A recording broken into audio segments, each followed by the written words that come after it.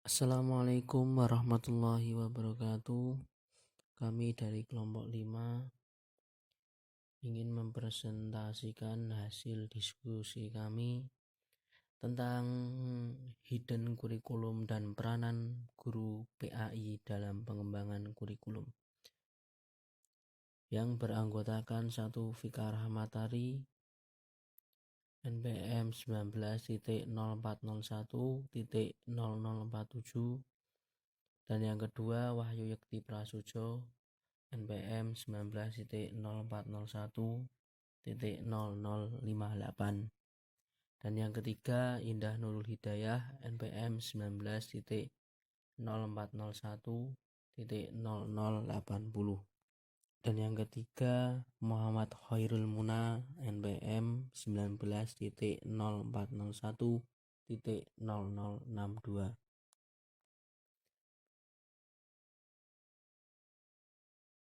Yang selanjutnya adalah kurikulum tersembunyi atau hidden kurikulum. Kurikulum tersembunyi atau hidden kurikulum pada dasarnya adalah suatu proses pendidikan yang tidak terencanakan. Pengembangan dari pengertian kurikulum menurut penulis adalah segala bentuk kegiatan yang dilakukan oleh seluruh warga sekolah dalam kesehariannya serta interaksinya terhadap sesama warga sekolah maupun dengan Tuhan.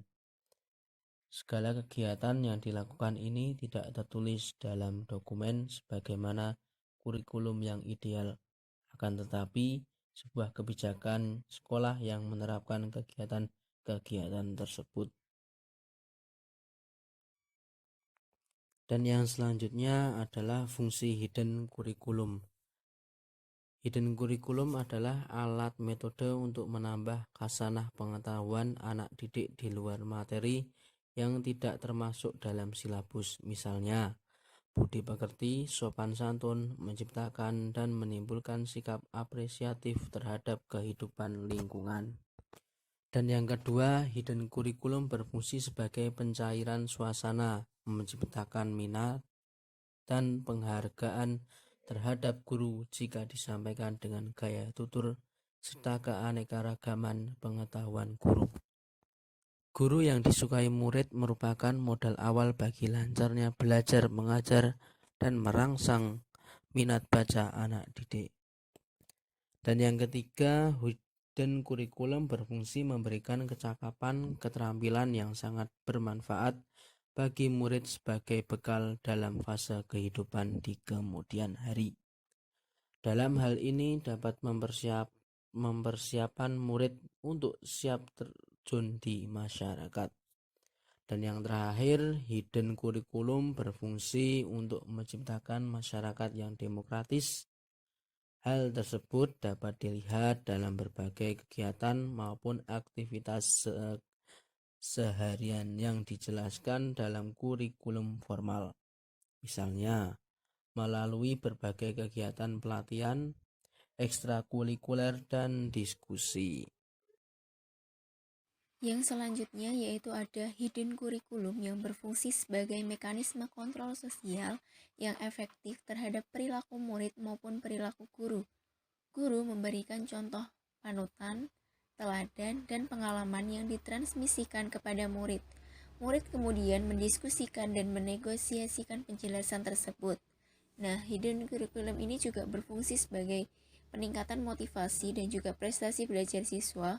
Hal tersebut dapat dilihat dari kegiatan-kegiatan yang terdapat dalam hidden kurikulum yang dapat mendukung kompetensi siswa, seperti kegiatan sholat berjamaah yang dapat mendukung mata pelajaran fikih, tadarus Al-Quran yang dapat mendukung kompetensi dalam mata pelajaran Quran hadis, yang kemudian akan berpengaruh terhadap peningkatan prestasi belajar siswa.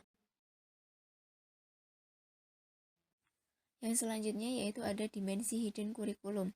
Hidden kurikulum dapat menunjukkan suatu hubungan sekolah yang meliputi interaksi guru, peserta didik, struktur kelas, keseluruhan pola, organisasional peserta didik sebagai mikrokosmos sistem nilai sosial.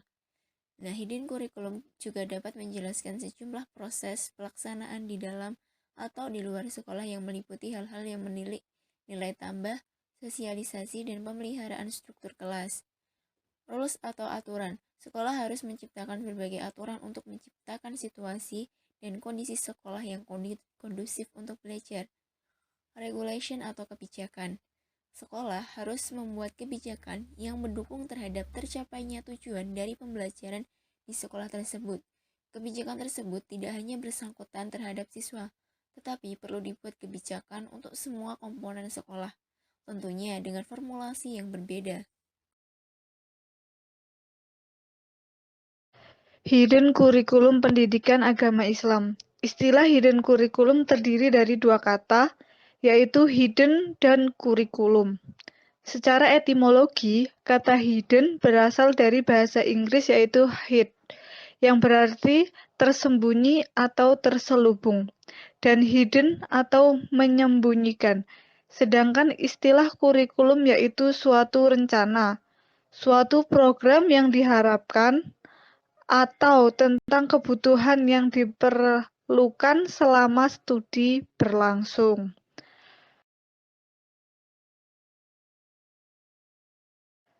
Fungsi hidden kurikulum pendidikan agama Islam yaitu yang pertama, hidden kurikulum berfungsi sebagai alat dan metode untuk menambah khasanah pengetahuan tentang pendidikan agama Islam anak didik di luar materi yang tidak termasuk dalam silabus.